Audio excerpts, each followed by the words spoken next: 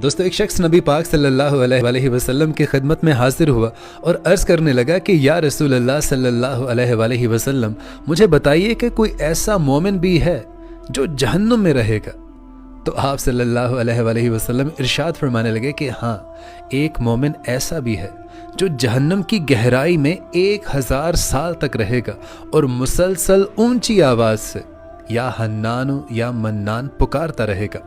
और एक दिन वो इस कदर ऊंची आवाज़ से या हन्नानु या मन्नान पुकारेगा कि उस आवाज़ को हज़रत जबरील अलैहिस्सलाम जहन्नुम के करीब से गुजरते हुए सुन लेंगे और ताज्जुब का इजहार करेंगे, हैरान होंगे कि इस कदर ऊंची आवाज़ में या हन्नानु या मन्नान कौन पुकार रहा है। और फिर हज़रत जबरील अमीन अलैहिस्सलाम अल्लाह ताला के अर्श के सामने हाजिर होंगे, सर सजदे में रख के अल्लाह ताला की तस्बीह बयान करेंगे। और फिर अल्लाह ताला हज़रत जबरील अमीन से इरशाद फरमाएगा कि ए जिब्राइल, तुम सर अपना सजदे से उठाओ और मुझे बताओ कि आज तुमने क्या अजीब देखा। तो हज़रत जबरील अमीन अलैहिस्सलाम अल्लाह ताला से अर्ज़ करेंगे कि ए मेरे परवरदिगार, मैंने जहन्नुम से आती हुई एक आवाज़ सुनी जो कि गहरे घड़े से लग रही थी और कोई पुकार रहा था या हन्नानु या मन्नान।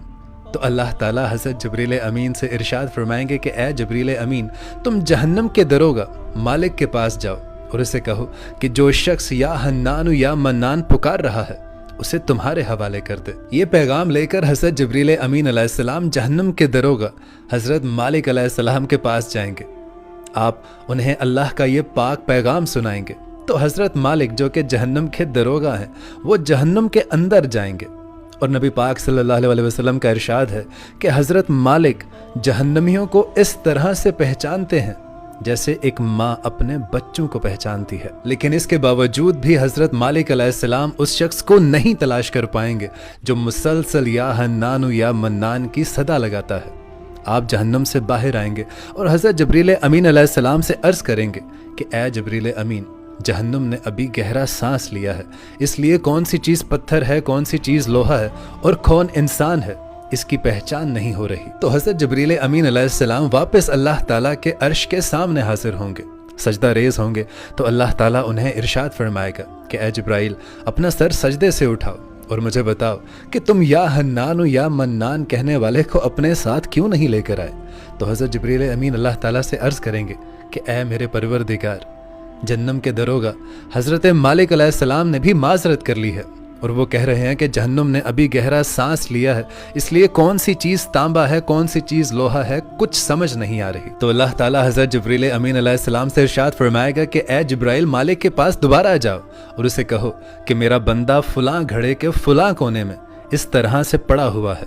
तो हज़रत जबरील अमीन दोबारा हज़रत मालिक के पास जाएंगे और हज़रत मालिक दोबारा से जहन्नुम में उसी जगह पर उस शख्स को बाहर निकालेंगे और हज़रत जबरील अमीन के हवाले कर देंगे। और फिर हज़रत जबरील अमीन अलैहिस्सलाम उस शख्स को लेकर अल्लाह ताला के अर्श के सामने आएंगे और फिर अल्लाह ताला उस बंदे से इरशाद फरमाएगा, ऐ मेरे बंदे, मुझे बता, क्या मैंने तेरी बेहतरीन तख्लीक नहीं की थी? क्या मैंने तेरी तरफ रसूल नहीं भेजे थे?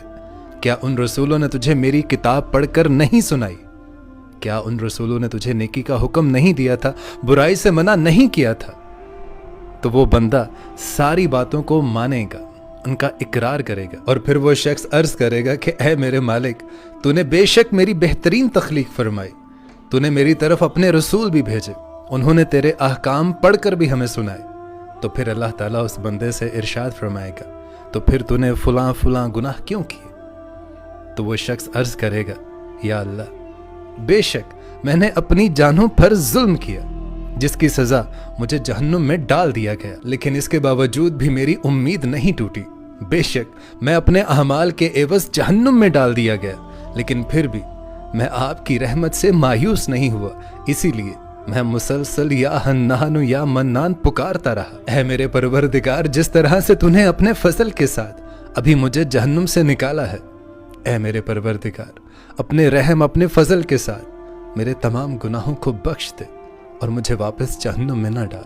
तो अल्लाह ताला फरिश्तों से इरशाद फरमाएगा कि ऐ फरिश्तों, गवाह हो जाओ, मैंने इस बंदे पर रहम किया और इसे माफ कर दिया। सुभान अल्लाह।